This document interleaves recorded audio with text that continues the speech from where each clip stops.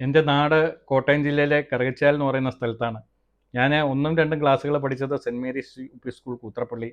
അതിനുശേഷം പിന്നെ അമ്മ ടീച്ചറായിരുന്നു. അമ്മ പഠിപ്പിച്ചിരുന്ന നെടുങ്കുന്നം ഗവൺമെൻറ് സ്കൂളിലേക്ക് മാറുകയുണ്ടായി. അപ്പം അന്ന് 1ഉം 2ഉം ഒക്കെ അടിക്ക് കുറവൊന്നും ഉണ്ടായിരുന്നില്ല.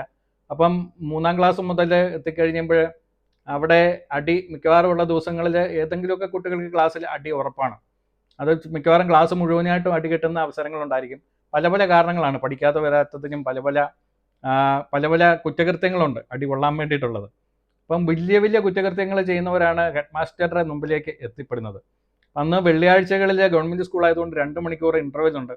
അന്ന് നമ്മൾ അവിടെ നെടുങ്കുന്നത്ത് ചിറ എന്നും പറഞ്ഞുകൊണ്ട് ഒരു വലിയ കുളമുണ്ട്. അപ്പോൾ അത് കാണാൻ വേണ്ടിയിട്ട് ഞങ്ങൾ കുറച്ച് ഒരു 12 പേര് പോയി.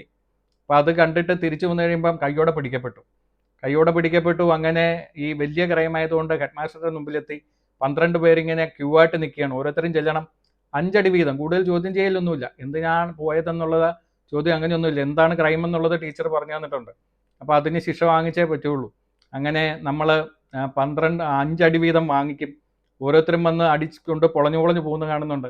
ഓരോ അടി കെട്ടുമ്പോഴും കൈ വലിച്ചു കഴിഞ്ഞാൽ 3 പ്രാവശ്യം കൈ വലിച്ചു കഴിഞ്ഞാൽ പിന്നെ നിക്കർ വലിച്ചു പിടിച്ചിട്ട് മൂടിഞ്ഞിട്ടാണ് അടി.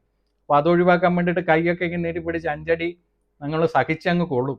അപ്പോൾ ആദ്യത്തെ അടിയിൽ തന്നെ കൈ അങ്ങ് മരവിക്കും. പിന്നെ കൈ പൊള്ളിയ പോലത്തെ ഒരു സെൻസേഷനാണ് കയ്യിൽ. പക്ഷെ അമ്മ ഇത് കണ്ടുകൊണ്ട് നിൽക്കുന്നുണ്ടായിരിക്കും. അമ്മയ്ക്ക് ഒരു പരാതി ഉണ്ടായിരുന്നില്ല. പിന്നെ ഒരു വീട്ടിൽ നിന്നും ആരും എന്തിനാണ് എൻ്റെ മോനെ തല്ലിയെന്ന് ചോദിച്ചുകൊണ്ട് വന്നിട്ടില്ല. അത് ഞാൻ 1ആം ക്ലാസ് മുതൽ 10ആം ക്ലാസ് വരെ പഠിക്കുന്ന സമയത്ത് അങ്ങനെയായിരുന്നു. പിന്നെ അടിച്ച ടീച്ചറിനോട് ഈ ഞങ്ങൾക്ക് ആർക്കും പേഴ്സണലി ഒരു വിരോധവും ഉണ്ടായിട്ടില്ല. പ്രത്യേകിച്ച് ഒരു ദേഷ്യമോ ഒന്നും ഉണ്ടായിട്ടുമില്ല. പഴയ ഒരു സ്നേഹത്തോടു കൂടിയിട്ട് തന്നെ അതേ രീതിയിൽ തന്നെ തുടർന്ന ഒരു കാലഘട്ടം അന്നുണ്ടായിരുന്നു.